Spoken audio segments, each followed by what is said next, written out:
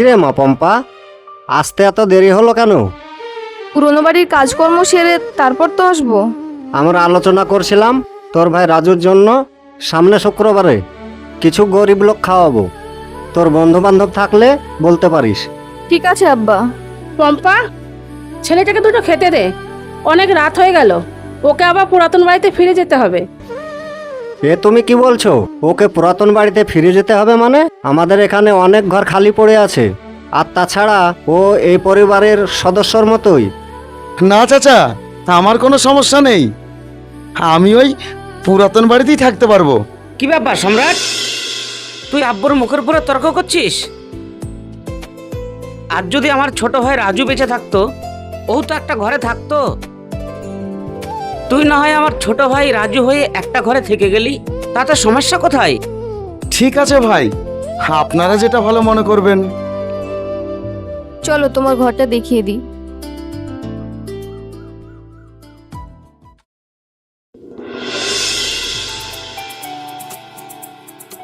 এই নিন সাহেব, এই ঘরটা আজ থেকে আপনার। আমি সাহেব নই, আমি তো গোলাম। গোলাম টেক্কা সাহেব যাই হও না কেন, তাড়াতাড়ি ঘুমিয়ে পড়ো, রাত জাগবে না কিন্তু।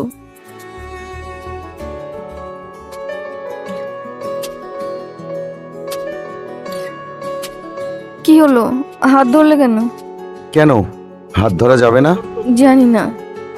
আজ রাত 12টার সময় ছাদে অপেক্ষা করব, আসবে তো? জানি না।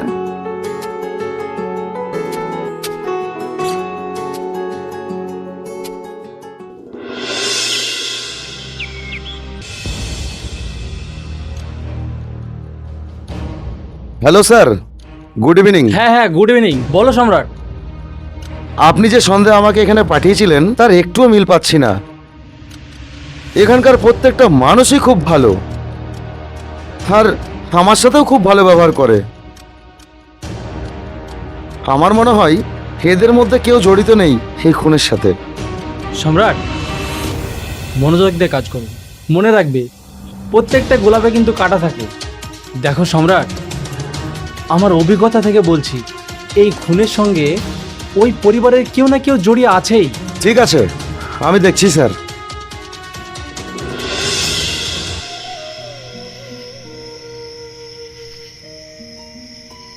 কি ব্যাপার, এত রাতে ছাদে কেন ডেকেছো? কেন ডেকেছি তা জানি না, কিন্তু তোমার সাথে কথা বলতে আমার খুব ভালো লাগে। আমি তোমার কে হই যে আমার সাথে কথা বলতে তোমার ভালো লাগে? পম্পা, আমি তোমাকে ভালোবেসে ফেলেছি, কিন্তু জানি না আমার এরপরে এ বাড়িতে জায়গা হবে কিনা। আর আমি কথাটা বলতে অনেক দেরি করে ফেলেছি। I love you. I love. কি ব্যাপার, এত রাতে ছাদে কি করছিস? ভাই, ঘুম আসছিল না, তাই একটু ছাদে আসলাম। ঠিক আছে, নিচে যা। হ্যালো, হ্যাঁ বন্ধু মমিন, ঘটনা হচ্ছে আগামী শুক্রবারে আমার ভাই রাজুর মারা যাওয়ার উপলক্ষে একটা ছোট্ট আয়োজন করা হয়েছে, কিছু লোক খাওয়াবো, তাই তোকে নিমন্ত্রণ দিলাম, অবশ্যই আসবি ভাই। বন্ধু, তোর বাবা মার সামনে যেতে আমার কেমন একটা ভয় করছে রে।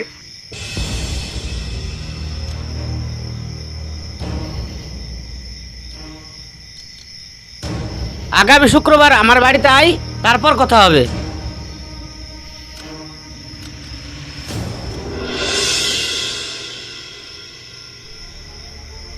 হ্যালো স্যার, আসল খুনিকে পেয়ে গেছি।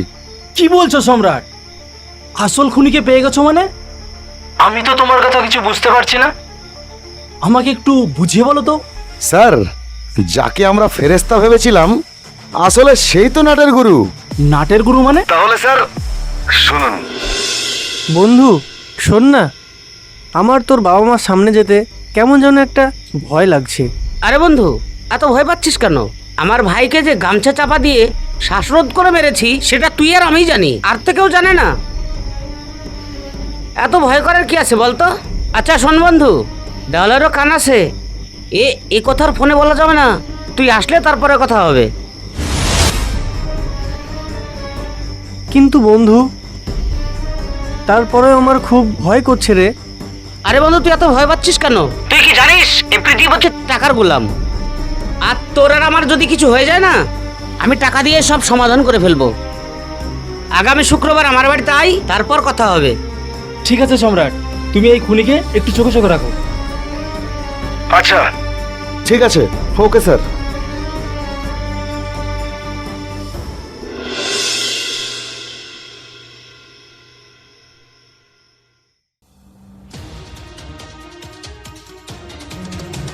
কি ব্যাপার অফিসার, কাউকে কিছু না বলে হঠাৎ আমার বাড়িতে, তাও আবার ফোর্স সাথে করে?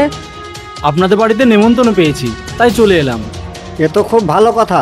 আমার ছেলে দাওয়াত দিয়েছে, বসুন, আমি খাওয়া দাওয়ার ব্যবস্থা করছি। আমি এখানে বসতে আসিনি, আপনার বড় ছেলেকে ডাকুন। এই সাদ্দাম, একবার এদিকে আয় তো।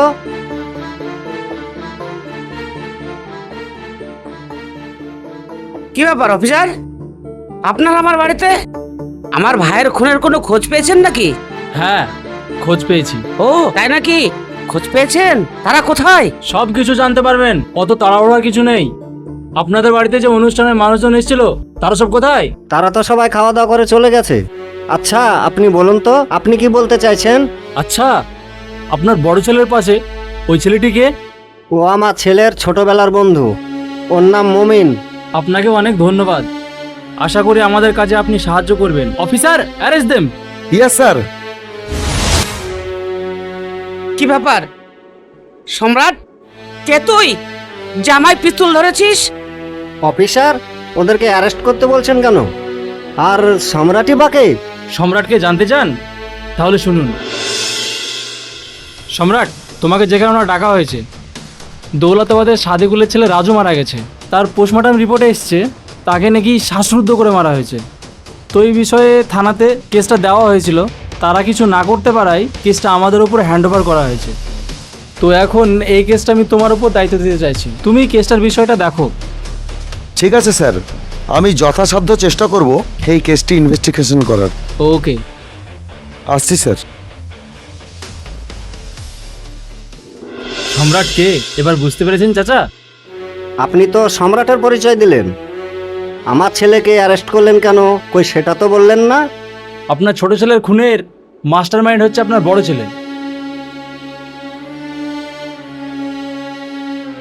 এ কি বলছেন অফিসার, এ কি বলছেন আপনি? আমি এসব বিশ্বাস করি না। আর আমি কখন বলেছি যে আমি আমার ভাইকে খুন করেছি? হুম হুম হুম সম্রাট, রেকর্ডিংটা শোনাও তো। আরে মমিন, তুই এত ভয় পাচ্ছিস কেন? আমার ভাইকে যে গামছা চাপা দিয়ে শ্বাসরোধ করে মেরেছি, সেটা তুই আর আমি জানি, আর তো কেউ জানে না। সাদ্দাম, তুই ফালতু ফালতু আমাকে ফাঁসি দিলি। বলেছিলাম যে তুই ফোন করিস না তোর ছোট ভাইকে। কি চাচা, এর পরেও কি আপনি বলবেন আপনার ছেলে খুন করেনি?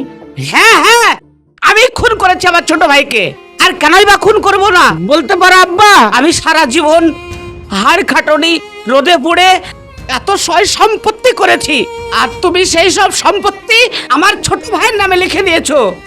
আর আমি সারা জীবন ওই মাঠে খেটে মরবো?